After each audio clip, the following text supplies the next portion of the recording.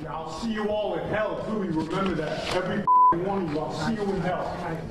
Caius Veiovis. Take a seat at Hampton Superior Court, where Caius Veiovis, a high-ranking member of the Hells Angels outlaw motorcycle gang, was about to be sentenced. Veiovis, along with other members of the Hells Angels, had brutally murdered 3 Pittsfield men in August 2011. Brace yourself as we delve into the chilling details surrounding this crime, and most importantly, find out what the judge's verdict will be. Caius Veiovis, born Roy Gutfinski Jr., emerged from the shadows of the criminal underworld in the late 1990s. With a reputation for ruthlessness and a penchant for violence, he quickly rose through the ranks of the local gang scene, becoming a feared and respected figure. Veiovis's troubled upbringing, surrounded by violence and crime, set the stage for his descent into darkness. As a young man, he found solace in the camaraderie of gang life, where he honed his skills and embraced a life of crime. But it wasn't long before Veiovis's criminal activities took a sinister turn. He became involved in a series of shocking crimes that would leave the community reeling. In August 2011, Veiovis, along with 2 other men identified as Adam Lee Hall and David Chalou, kidnapped 3 Pittsfield men, David Glasser, Edward Frampton, and Robert Chadwell, and brutally murdered. According to reports, one of the men, David Glasser, was to testify against Adam Lee Hall, who was also a high-ranking member of the Hells Angels. To stop him, he was brutally murdered, while the other 2 who were his roommates were also murdered to eliminate any witnesses to Glasser's murder. All 3 victims were last seen in Glasser and Frampton's apartment on August 28, 2011. Almost 2 weeks later, their dismembered bodies were discovered buried in a trench in Beckett. The impact of Veiovis's participation in these murders extended far beyond the immediate victims. Families were torn apart, forever scarred by the loss of their loved ones. The community rallied together, seeking justice and demanding an end to the reign of terror. The pursuit of this dangerous criminal became a top priority, with investigators leaving no stone unturned in their quest to bring him to justice. Finally, after a lengthy and intense investigation, Veiovis was apprehended. The trial that followed was a spectacle, with the media covering every twist and turn of the proceedings. The courtroom was filled with tension as the prosecution presented their case, painting a vivid picture of Veiovis's crimes and the devastation they caused. The defense, faced with overwhelming evidence, tried to paint a different picture of Veiovis. They argued that he was a product of his environment, a victim of circumstance. They attempted to humanize him, to make the jury see him as more than a cold-blooded criminal with a weird appearance. However, the jury, faced with the weight of the evidence, had no choice but to find Veiovis guilty on multiple counts of murder and other charges.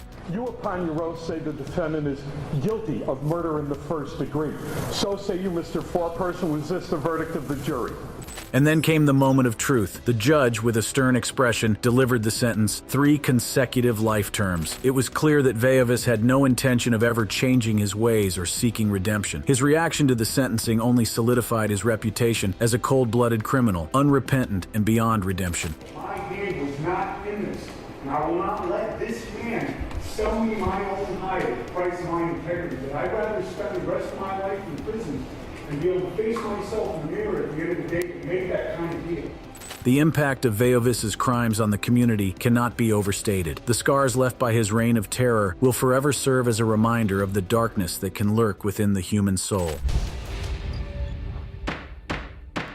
George Gould Thomas. At the Western Cape High Court, sentencing is currently underway for the man called Violence. George Gould Thomas rose to infamy as the ruthless leader of one of the country's most notorious gangs. But his reign of terror would come to a crashing halt when justice finally caught up with him. Take a seat in the courtroom as we delve into the crimes committed by George Gould Thomas, the harrowing details of his trial, and the ultimate sentencing that left a nation in awe. In the sprawling streets of Cape Town, a young boy named George Gould Thomas grew up amidst poverty and violence. From an early age, he was exposed to the harsh realities of life, where survival often meant resorting to crime. But little did anyone know that this young boy would one day become the infamous gang leader known as Violence. George Gould Thomas was born in the 1970s, a time when Cape Town was plagued by social unrest and economic inequality. Growing up in impoverished neighborhoods, he witnessed the desperation and hopelessness that gripped his community. It was in this environment that Thomas's path toward a life of crime began. As a young boy, Thomas found himself drawn to the allure of the local gangs. It wasn't long before Thomas's curiosity turned into action. He joined a local gang known as the 28S Gang, subgroup under the Numbers Gang, deemed one of the most dangerous in South Africa. Thomas quickly gained a reputation for his fearlessness and willingness to do whatever it took to protect his turf. As Thomas's influence within the gang grew, so did his circle of loyal followers. With his gang by his side, Thomas began to establish control over his neighborhood. Businesses were forced to pay protection money, and those who dared dared to defy him faced brutal consequences. Violence became his trademark, earning him the chilling moniker, Violence. News headlines were filled with stories of Thomas's reign of terror. His gang was responsible for numerous acts of violence, including murders, assaults, kidnappings, and also drug trafficking. As George Gould Thomas's criminal empire continued to grow, so did the list of heinous crimes attributed to him and his gang. From the darkest corners of Cape Town to the surrounding areas, their reign of terror left a trail of devastation in its wake. Law enforcement agencies launched a massive operation to dismantle Thomas's criminal empire. Undercover agents infiltrated his gang, gathering evidence and building a case that would bring him to justice. It was a dangerous and painstaking process, but they were determined to put an end to the violence. The case has been described as the biggest and most complex gang prosecution in the province.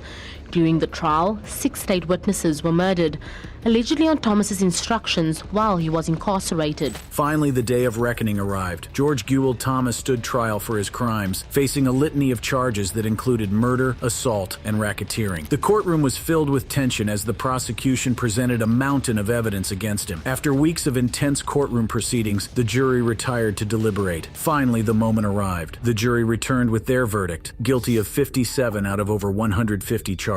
With the guilty verdict delivered, the courtroom braced itself for the sentencing of George Gould Thomas. He was eventually sentenced to 7 life terms in prison, ensuring that he would never walk the streets as a free man again. Surprisingly, Thomas had a huge grin on his face as soon as he heard the judge's verdict. Lee Rios. Let's head to the Hampton Superior Court, where 25-year-old Lee Rios is about to be sentenced for the murder of 18-year-old Kenneth Lopez. Rios, who was a reputed member of the violent Latin Kings gang, was said to have lured his victim out and then brutally murdered him with the help of his gang associates. Brace yourself as we delve into the details of this case, the trial, and sentencing of this vicious gangster. In the gritty streets of Springfield, Massachusetts, a young man named Lee Rios would rise to infamy as one of the most feared and ruthless gang leaders in the city's history. Born into a world plagued by violence and poverty, Rios found solace and a sense of belonging within the ranks of the notorious Latin Kings gang. But little did anyone know the extent of the darkness that lay within him. As a teenager, Rios began his descent into a life of crime, starting with petty thefts and minor offenses. But it wasn't long before he caught the attention of the Latin Kings, a notorious gang known for its ruthless tactics and iron grip on the city's underworld. The Latin Kings saw potential in Rios, recognizing his street smarts and his willingness to do whatever it took to rise through the ranks. Under their guidance, Rios quickly climbed the ladder, earning the respect and fear of those around him. He became a force to be reckoned with, a leader among his peers. With his charisma and natural leadership abilities, Rios soon established himself as the head of a powerful faction within the Latin Kings. As Rios's power grew, so did the violence and chaos that plagued the streets of Springfield. Gang wars erupted, leaving a trail of bloodshed and destruction in their wake. Law enforcement agencies struggled to contain the escalating violence, but Rios seemed untouchable. One of the most chilling crimes attributed to Rios was the murder of 18-year-old Kenneth Lopez. The events that unfolded on that fateful night in March 2015 would forever haunt the memories of those who witnessed the brutality of Rios's actions. Prosecutors would later reveal that Rios meticulously planned the killing, driven by a deep-seated vendetta against Lopez. The two had once been acquaintances, but a falling out had turned their relationship into a powder keg of resentment and animosity. On that fatal night, Rios, with the help of his gang associates, lured Lopez from the safety of his home under false pretenses. It was a trap, carefully orchestrated to ensure that Lopez would meet his untimely demise at the hands of Rios himself. In a desolate alleyway, Rios confronted Lopez and shot him multiple times, each shot sealing Lopez's fate. Instead of remorse, Rios reveled in his actions, boasting to his fellow gang members about the killing, as if it were a trophy to be displayed. However, little did Rios know that his actions had not gone unnoticed. The authorities swiftly launched an investigation, determined to bring him to justice and put an end to his reign of terror. The trial that followed was a spectacle that captivated the nation. The courtroom was filled with tension as the prosecution presented its case, laying bare the shocking details of Rios's crimes. Witnesses took the stand, recounting the events of that fateful night and the role Rios played in Lopez's murder. Rios, however, maintained his innocence, claiming that he was being falsely accused by individuals looking to strike a deal with the prosecution. His defense attorney argued that there was no concrete evidence linking Rios to the crime and that the case against him was built solely on the testimonies of unreliable witnesses. But the jury saw through the smoke and mirrors, recognizing the weight of the evidence presented. After careful deliberation, they delivered their verdict. Lee Rios was found guilty of first-degree murder. The judge wasted no time in delivering the sentence: life in prison without the possibility of parole. As to count one, jury having convicted you of murder in the first degree, sir, I am sentencing you to NCIC Junction for the term of your life without the possibility of parole. Next, we make a stop at Jefferson County District Court, where Abel Gallegos is about to be sentenced on multiple charges, including murder and second-degree kidnapping. Gallegos, a feared and reputed high-ranking member of the Crenshaw Mafia Bloods gang, was convicted along with his gang associate after the body of his 28-year victim, Simon Duran, was found burning near a dumpster in Golden in November 2018. Take a seat as we uncover the chilling details of this murder and what the punishment would be. In the crime-ridden streets of Colorado, one name struck fear into the hearts of both law-abiding citizens and fellow criminals alike: Abel Gallegos. Born and raised in the tough neighborhoods of Jefferson County, Gallegos was destined for a life of violence and crime. From an early age, he became entangled in the web of a notorious gang known as the Crenshaw Mafia Bloods, a ruthless organization that ruled the streets with an iron fist. The authorities were well aware of Gallegos' criminal activities, but his cunning and ability to evade capture made him a formidable adversary. He seemed untouchable, operating in the shadows, orchestrating crimes with precision and leaving no witnesses behind. But it was his involvement in a high-profile shooting that would ultimately seal his fate. Late evening of November 5th, 2018, chaos erupted on the streets of Golden as gunshots rang out, shattering the peace of the neighborhood. The victim, a young woman named Simone Duran, was caught in the crossfire, her life tragically cut short. Gallegos, along with his associates Alonso Quintana and Rene Rosales, had assaulted the oblivious Duran, who met Gallegos off social media. All three men not only assaulted her, they also imprisoned her in the back seat of a vehicle, then drove her to a dark, secluded spot at 7th and Nile in Golden, where Quintana and Gallegos shot her 10 times. The trio then went ahead to set her body on fire. It was a senseless act of violence that sent shockwaves through the community, leaving friends and family devastated. As the investigation unfolded, the pieces of the puzzle began to fall into place. Simone Duran, a brave soul who had previously identified Gallegos as the shooter in a separate crime, had unwittingly become the target of his wrath. It was a chilling act of retaliation, a warning to anyone who dared to stand against the gang. Finally, after a relentless pursuit, law enforcement agents managed to apprehend Gallegos, and so Abel Gallegos found himself facing the consequences of his actions. The courtroom became the stage for his trial, where the shocking details of his crimes would be laid bare for all to see. Finally, after weeks of intense deliberation, the jury reached a verdict. The tension in the courtroom was palpable as the four persons stood and delivered the fateful words, guilty. Abel Gallegos, the once feared gang member, now faced a lifetime behind bars. The judge, in a powerful statement, addressed Gallegos directly, condemning his actions and the devastating impact they had on the community. This was a horrific crime. I am struck by the casualness in which it was committed, the absolute disregard for human life. He emphasized that the sentence handed down was a reflection of the severity of his crimes and the need to protect society from individuals like him. This is the result. This is where you will end up, with your family and friends crying as you're let out of the courtroom to serve the rest of your life in prison. And so, Abel Gallegos was sentenced to life in prison with an additional 163 years, ensuring that he would never again walk the streets as a free man. All through, Gallegos showed no emotions that indicated regret or remorse for his actions.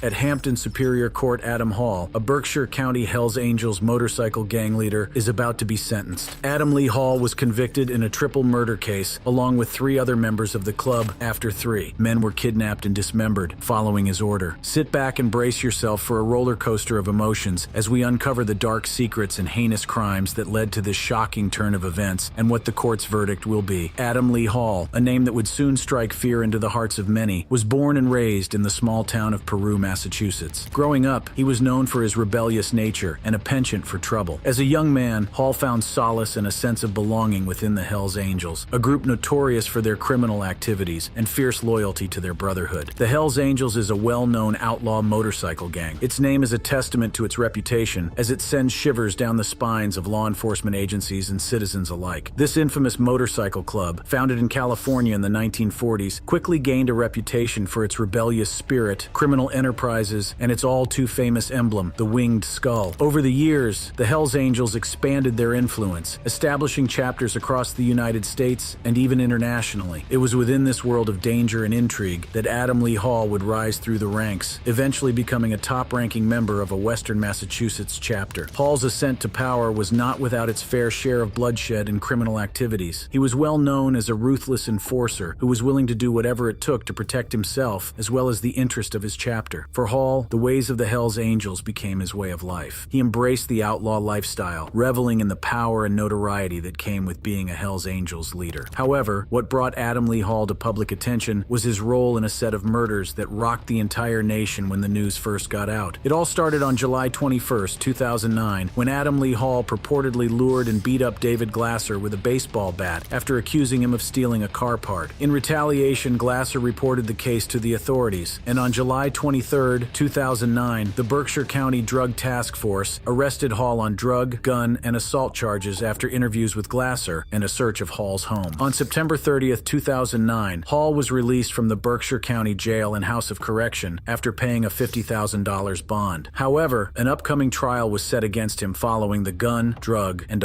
assault charges, and Glasser was supposed to be a witness. Between August 27th and 28 of 2011, Glasser, along with two of his friends Edward Frampton and Robert Chadwell, mysteriously disappeared from Glasser and Frampton's Linden Street apartment in Pittsfield. Weeks later, on September 10th, 2011, police, after an intense investigation, discovered the dismembered bodies of all three men buried in a trench on private property in Beckett. Hall and two other men identified as David Chalui and Caius Veiovis were charged with the murders. The news of these gruesome murders sent shockwaves through the community, leaving a trail of fear and uncertainty in its wake. The evidence against Hall and his co-conspirators was overwhelming, painting a vivid picture of their involvement in these heinous acts. The trial that followed was a gripping spectacle as the prosecution meticulously presented their case against Hall. Witnesses testified to the months of torment Glasser endured at the hands of the Hells Angels president. The motive was clear. Hall wanted Glasser silenced permanently. The prosecution argued that the murders of Frampton and Chadwell were part of a calculated plan to eliminate any potential witnesses. After weeks of gripping testimony and intense deliberation, the jury reached a verdict. Adam Lee Hall was found guilty of 3 counts of first-degree murder, along with several other charges. The evidence in the case is not overwhelming, yet it is convincing, clearly convincing, beyond a reasonable doubt. The sentencing was a moment of reckoning for Hall. The judge delivered a scathing condemnation of his crimes, and due to its sheer brutality, Hall received 3 consecutive life sentences. For the term of life, without the possibility of parole. As his sentence was being read, Hall displayed no emotion at all. The Hells Angels leader, who had once reveled in his power and influence, would now be spending the rest of his life behind bars. The lengthy prison sentence was a stark reminder that even the most powerful individuals are not above the law.